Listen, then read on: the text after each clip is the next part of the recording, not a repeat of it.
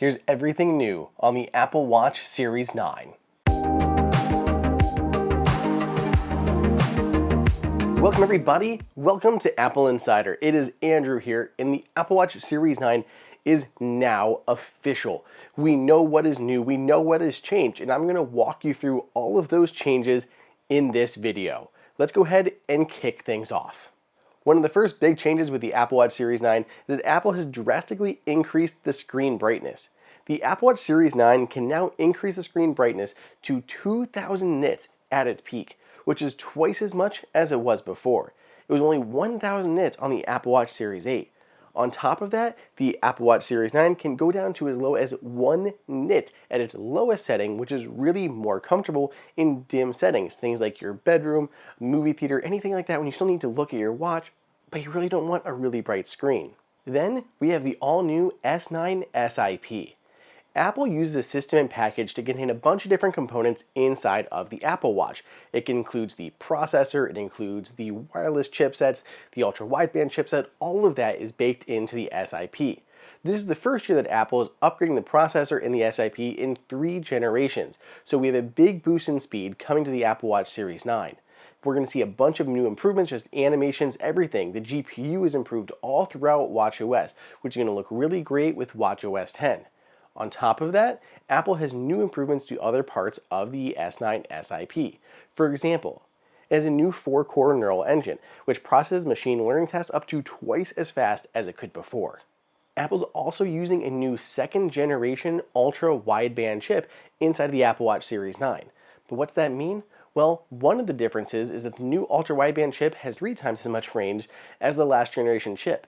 It'll also allow you to use your Apple Watch to find your iPhone with precision tracking. So just as you can use your iPhone to find your AirTags or your new AirPods, now that'll work with the Apple Watch. You don't have to ping your iPhone to find it. You can turn it on and use it to guide you where you need to go to get closer to where your Apple Watch or where your iPhone is located.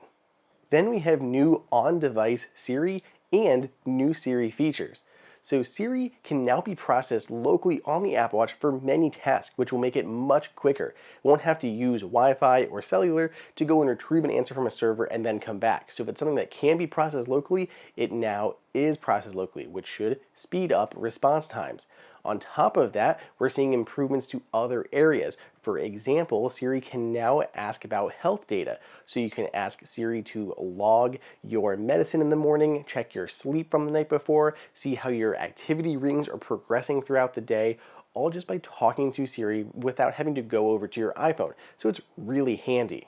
Slightly related to Siri, this is both the neural engine and Siri kind of together, but basically, because of the new S9 SiP, we're getting a lot better improvements with dictation, which is up to 25% more accurate than before, and can be quicker between the processor and everything else coming into play.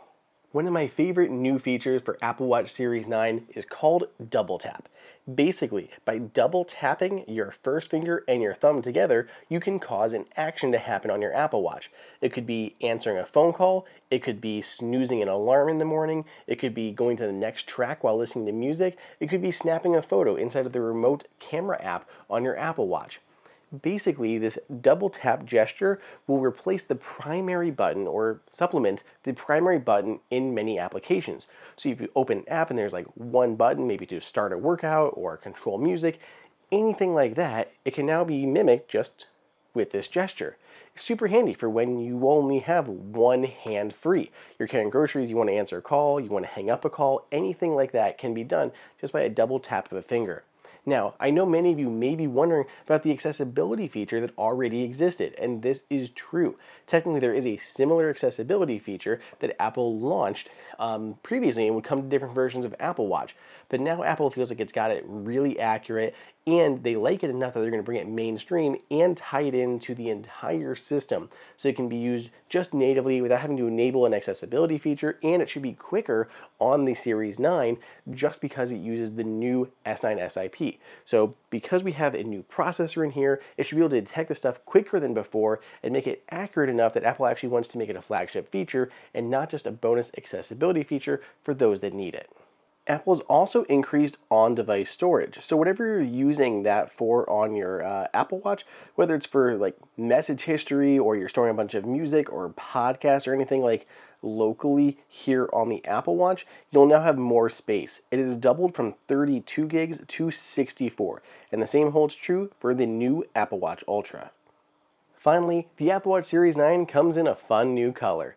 Apple Watch Series 9 is available in Midnight, Starlight, Silver, Product Red, and an all-new pink.